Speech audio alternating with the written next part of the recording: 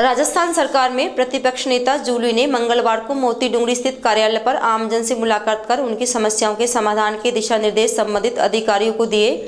उन्होंने कहा कि पर्ची वाली भारतीय जनता पार्टी की सरकार के लगभग 60 दिन पूरे होने के बाद भी आमजन के मूलभूत कार्यों के समाधान की दिशा में कोई कार्रवाई नहीं की जा रही है। यह पर्ची वाली सरकार केवल कांग्रेस सरकार की योजनाओं पर रोक लगाने और दाम बदलने के एजेंडे पर काम कर रही है। उन्होंने आरोप लगाया कि कांग्रेस राज में जो जनहित में फैसले लिए गए उन सभी कार्यों को भारतीय जनता पार्टी ने दुर्भावनावश रोक दिया है, जिससे आमजन को परेशानियों का सामना करना पड़ रहा है। उन्होंने कहा कि शांतिपूर्वक अपनी जायज मांग के लिए शहीद स्मारक पर राजीव गांधी युवा मित्रों से मारपीट कर बर्बरतापूर्वक उनके धरने को रोकने का घिनौना काम इस सरकार ने किया है। उन्होंने कहा कि मारपीट की बजाय प्रदेश की सरकार को देश के भविष्य इन युवाओं की बात को सुनकर उनके समाधान की दिशा में कोई रास्ता निकालना चाहिए था। नेता प्रतिपक्ष एवं अलवर ग्रामीण विधायक टीकाराम जूली ने 2 साल बाद एक बार अपनी जायज मांगों को लेकर सड़कों पर उतरे किसानों के पक्ष में तथा केंद्र की मोदी सरकार पर टिप्पणी करते हुए कहा कि भाजपा सरकार देश में अराजकता की जननी का पर्याय बन चुकी है।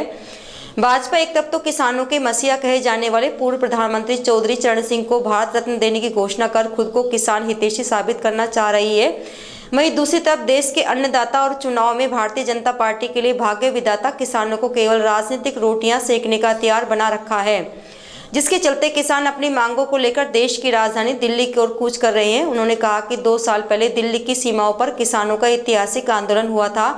तब मोदी सरकार को किसानों के आगे घुटने टेकने पड़े थे और संसद से पारित 3 काले कृषि कानून को रद्द करना पड़ा था।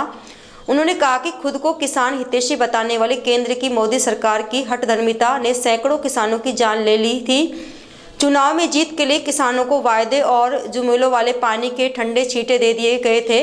एक बार फिर भाजपा के नेतृत्व वाली केंद्र सरकार द्वारा किसानों को रोकने के लिए सड़कों पर कीलों का जाल बिछाया जा रहा है।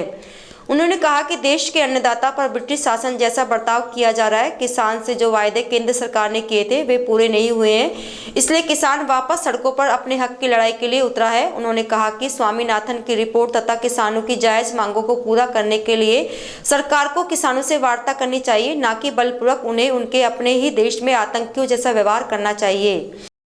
सुनवाई इलाके से लोग आ रहे हैं, मिल रहे हैं, छोटे मोटे कोई समस्या है वो बता रहे हैं, हाथ के हाथ मौके पर अधिकारियों को निर्देश दे रहे हैं और उन लोगों को मदद कर रहे हैं। किस तरह की समस्या अब तक आपके सामने आई जा? देखिए, सरकार का 2 साल का जो सरकार ने जो 2 महीने का जो काम किया है, 2 महीने के अंदर पिछली सरकार की योजनाओं पे रोक लगाना, उनका नाम बदलना, और सबसे बड़ी बात यह है कि जितने भी काम चल रहे थे एक ऑर्डर से उन कामों को रोक दिया गया। तो इससे जनता को परेशानी आ गई है। सड़कों के काम रुके हुए हैं, पानी के काम रुके हुए हैं, आप एक टैंकर तक नहीं डलवा सकते, ये स्थिति यहाँ पे बन रही है। तो ये मैं समझता हूँ एक बहुत बड़ी इस सरकार की नाकामयाबी है जो जनता के सामने आ चुकी है। कल ही रात को मैं ये कहना चाहूंगा, महिला राजीव गांधी युवा मित्र जो जयपुर के अंदर बैठे थे, उनको जिस प्रकार से पुरुष पुलिसकर्मियों के द्वारा उठा के वहां से हटाया गया है, उनके साथ मारपीट की गई है और बर्बरता पूर्वक वो धरने को समाप्त किया गया है, ये गलत है। वो लोग न्याय मांग रहे हैं, रोजगार मांग रहे हैं, जिस उनकी भर्ती थी जिसमें लगे हुए थे उस पर ज्वाइनिंग चाह रहे हैं, रेगुलर उसको चाह रहे हैं। तो सरकार को उनका पक्ष सुनना चाहिए और राजीव गांधी युवा मित्रों की जो भर्ती है उसको जारी रखते हुए उन लोगों को नियुक्ति देनी चाहिए। किसान आंदोलन का जो मामला पुनः गर्म हो चुका है, सरकार क्या पक्ष रखती है आपकी तरफ से? देखिए, मैं ये कहना चाहूंगा, किसानों से जो वादे किए थे इस सरकार ने वो वादे पूरे नहीं किए और आज किसान वापस आंदोलन करना चाहता है, उस आंदोलन को दबाना चाहते हैं। आपने अपने घोषणा पत्र के अंदर ये कहा था कि हम स्वामीनाथन की रिपोर्ट को लागू करेंगे और किसानों की आमदनी दुगनी करेंगे। तो आज तो किसान की आमदनी आधी भी नहीं रही। आज एमएसपी के लिए किसान सड़कों पे है। आजादी के 75 वर्षों के बाद में भी ये हालात हैं, तो निश्चित तौर पर इस देश का संविधान सबको ये ताकत देता है कि वो अपनी बात कहें, आंदोलन करें।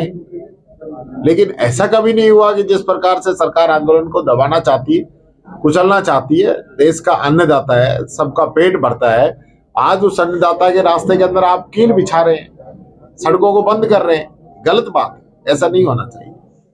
सरकार को बात करनी चाहिए, सरकार उनसे वार्ता करे, जो उनकी मांगे हैं, जायज मांगे हैं, आप लोगों ने वादे किए थे उनको पूरा करें। पिछली बार जब किसान आंदोलन जो समाप्त किया था, जब जो जिन मुद्दों पे सहमति बनी थी, तो बातें पूरी करनी चाहिए आज सरकार को।